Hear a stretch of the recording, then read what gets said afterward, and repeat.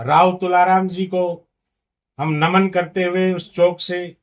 उस कलश यात्रा का भव्य, जो बहुत भव्य होगी, उसमें हजारों बाइकों के साथ हमारे तिरंगा और हमारे महासभा के दोनों झंडों के साथ वो यात्रा चलेगी। उसमें कलश वो हमारे रथ पे चलेगा और पूरे शहर में बालाजी चौक, उसके बाद परशुराम चौक, उसके बाद हमारे मशाणी चौक, गौशाला रोड, और फिर हमारा जो रेजांगला चौक, जो माजरा चुंगी है वो रेजांगला चौक, वहां तक हमारे इस शहर के जो विभिन्न समाज हैं, विभिन्न सामाजिक संगठन हैं, संस्थाएं हैं, वो सभी अलग अलग जगहों पर उनको नमन करेंगे, उनको श्रद्धांजलि देंगे। और फिर हम रेजांगला चौक से फिर यात्रा शुरू होगी और फिर वो जाकर मालड़ा गांव में, जो वहां के भी एक शहीद थे इस रेजांगला में, वहां एक हमारी शहीद नमन सभा है। और उसके बाद झूक में वहां के भी शेर सिंह थे जो इस रेजांगला के शहीद थे, तो वो वहां पर भी एक शहीद नमन सभा होकर वहां पर 2 तारीख के कार्यक्रम का समापन होगा। और 3 तारीख को फिर हमारी ये यात्रा महेंद्रगढ़ से चलते हुए नांगल सिरोही, पहले पाएगा में हमारे 2 शहीद थे वहां, फिर नांगल सिरोही होते हुए नसीबपुर का जो 1857 का शहीद स्मारक है, वहां से नारनौल की वो कलश यात्रा शुरू होगी और वहां से वो चलते हुए जिला न्यायालय, उसके बाद महावीर चौक, रेजांगला चौक जो हिरोंडा चौक, और फिर वो मांदी गांव में पहुंचेगी कि वो मांदी का भी एक शहीद था, तो वहां पर वो शहीद नमन सभा और नारनौल क्षेत्र के जो हमारे 5 शहीद थे, उन 5 शहीद वीरांगनाओं को, उनके परिवारों को हम वहां सम्मानित करेंगे और उन शहीदों को श्रद्धा सुमन अर्पित करेंगे। कार्यक्रम के लिए बहुत जोर शोर से तैयारियां हो रही है सभी गांवों में, सभी लोग, हमारी जो पूरी टीम है, मैं भी बहुत जगह गया हूँ, भाई बलवान फौजी, हमारे रमेश बोरा जी, बहादुर सिंह थानेदार समेत जो हमारे दूसरे आज साथी जो ने, वो सभी हमारी पूरी टीम जो है वो सारे हर गांव में लगे हुए हैं। बहुत बड़ा उत्साह, मैंने इतना उत्साह कभी किसी चीज में नहीं देखा। ये उत्साह मैंने एक बार जब हम 2007 में भी जब अहिर धाम से जब लेके आए थे मिट्टी, तो इंडिया गेट से जब यात्रा शुरू की थी, तब भी हर गांव में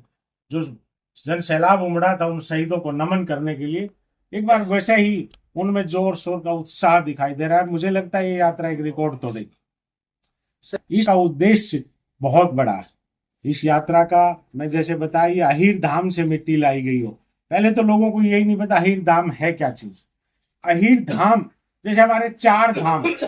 हमारे शंकराचार्य जी ने 4 कॉर्नर जो हमारे हिंदुस्तान के उत्तर, दक्षिण, पूर्व, पश्चिम में बनाए गए, लेकिन ये सबसे ऊपर जो हमारी चोटी है हिंदुस्तान का, जो हमारा ताज है भारत चीन सीमा पर, वहां पर। और इस अहिर धाम के जो शहीद जिनका आज वहां पर शहादत हुई, उनका सामूहिक दाह संस्कार वहां पर हुआ चाइना बॉर्डर पे, और उनकी उसी जगह का नाम अहिर धाम रखा गया। अगर उस अहिर धाम वाले उस दिन वो शहीद 124 अपना सर्वोच्च बलिदान नहीं देते, तो आज ये लद्दाख चीन का हिस्सा होता। आज सिर्फ और सिर्फ उन 124 वीरों की वजह से आज ये लद्दाख भारत का हिस्सा है। और उसका कारण बड़ा स्पष्ट है। 18 नवंबर को जब वो लड़ रहे थे, तो उनकी चार्ली कंपनी में सिर्फ 124 थे, और सामने जो चीनी सेना थी वो 3,500 थी। और नीचे जो आर्मी हेडक्वार्टर से उनके पास जो इंफॉर्मेशन गई कि आप वापस विड्रॉ कर लीजिए, लेकिन उन्होंने कहा कि हम दादा किशन के वंशज है, हम आखिरी गोली और आखिरी सांस तक लड़ेंगे और यहां पर चीन की सेना को घुसने नहीं देंगे। उनका जो इरादा था चुशुल हाइट्स को कब्जा करके ले को पार करने का, उन 124 में से 110 ने बलिदान दिया और 4 जो थे वो चीन के बंदी बना लिए गए। उन 110 ने वो अपना सर्वोच्च बलिदान देकर उस पूरे लद्दाख क्षेत्र की रक्षा की। बिल्कुल, इस बात पर सिर्फ हम नहीं कह रहे, ये बहुत बड़े बड़े जो जनरल थे उस टाइम, उन लोगों ने कहा, बहुत बड़े बड़े इतिहासकारों ने, कैप्टन अमरिंदर सिंह जो पंजाब के मुख्यमंत्री, बहुत बड़े सैनिक इतिहासकार, उन्होंने अपनी किताब में लिखा है फॉरगेट वी लेस्ट, और कहीं हम उन्हें भूल न जाएं। उन्होंने लिखा है कि कोई कौम किसी देश के लिए इससे बड़ी क्या देशभक्ति और इससे बड़ी कुर्बानी क्या दे सकती है, और इन जो लोगों को जो शौर्य का सम्मान मिला वो अधूरा सम्मान था। उनको 1 परमवीर चक्र, 8 वीर चक्र और 4 सेना मेडल मिले। एक और मेडल भी उनको मिला, वो था bravest of the brave, Ahir वीर अहीर, शूरवीरों में अति शूरवीर वीर अहीर। लेकिन बड़े बड़े जनरलों ने, इतिहासकारों ने कहा कि 124 के 24 परमवीर थे,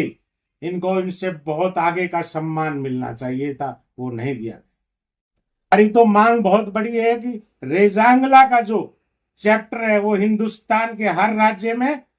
उसके पाठ्यक्रम में शामिल किया जाए, कि हमारी आने वाली जो पीढ़ी है, हमारी जो जनरेशन नहीं है, उसको पता लगे कि हमारे लोगों ने कितनी बड़ी इस देश के लिए कुर्बानियां दी हैं। उनसे वो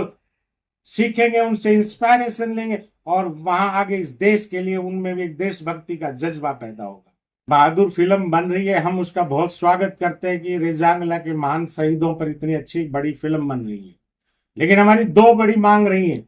एक तो उसकी कहानी के साथ किसी की भी तरह की छेड़छाड़ हम बर्दाश्त नहीं करेंगे, और हमने एक 7 पेज का लीगल नोटिस फरहान अख्तर को दिया और उसने आके हमारे को दिल्ली में सफाई भी दी कि इसका जो कंटेंट है, जो स्टोरी हो रही, उसमें किसी तरह की छेड़छाड़ किसी भी कीमत पे बर्दाश्त नहीं की जाएगी। नाम की बात आई तो नाम 120 बहादुर उस स्टोरी पर जचता नहीं, अगर उस पे सच में 120 वीर अहीर लिखे। ये वीर अहीर का मतलब किसी जाति की फिल्म नहीं है, ये 120 वीर अहीरों ने इस देश के लिए वो सर्वोच्च बलिदान दिया था, इसलिए उनको सच्ची श्रद्धांजलि, उन रेजांगला के शहीदों को सच्ची श्रद्धांजलि होने के लिए 120 वीर अहीर हो, तो इससे बड़ा उनको श्रद्धांजलि नहीं हो सकती। और मैं तो और कहूंगा